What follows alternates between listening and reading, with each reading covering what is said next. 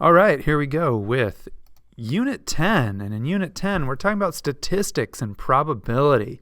So our first video topic having to deal with statistics and probability is going to be frequency tables and line plots. We're just going to cover two basic things that you can do with statistics and data.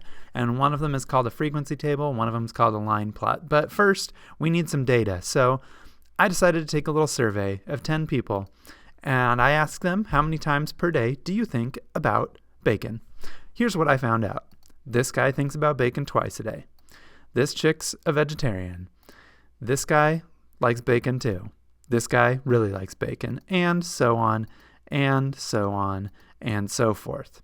So now I've got some data, and what am I going to do with it? Well, I could make a scatter plot, I could make a trend line, I could do all of that other stuff, but what I want to do is I want to do something new with it. I'm going to make what's called a frequency chart. And a frequency chart is really simple. All you do is make 3 columns, and you just number on the left column whatever the numbers are that you might have gotten as a result of your survey. So in this survey, I got anywhere from 0 to 8 times a day.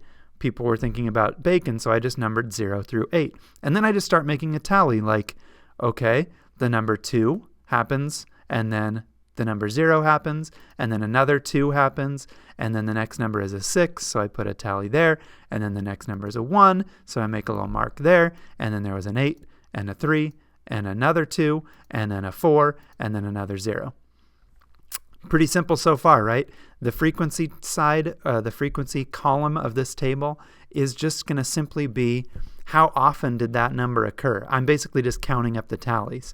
So how many zeros were there? 2. How many 1s were there? 1. How many 2s were there? There was, that should have been a 3. Typo. How many 3s were there? 1. How many 4s were there? 1. There weren't any 5s. There was 1 6, no 7s, and 1 8. So besides that little typo where there should have been a 3 because there was 3 2s, you can see how easy it is to make a frequency chart. And a frequency chart just shows you how frequent certain answers are. All right, what else can you do with this data? You could also take this data and make what's called a line plot. And a line plot is kind of similar. It's just that you make a number line instead, and you kind of put your tallies stacked on top of each other here. So I'm going to go like this.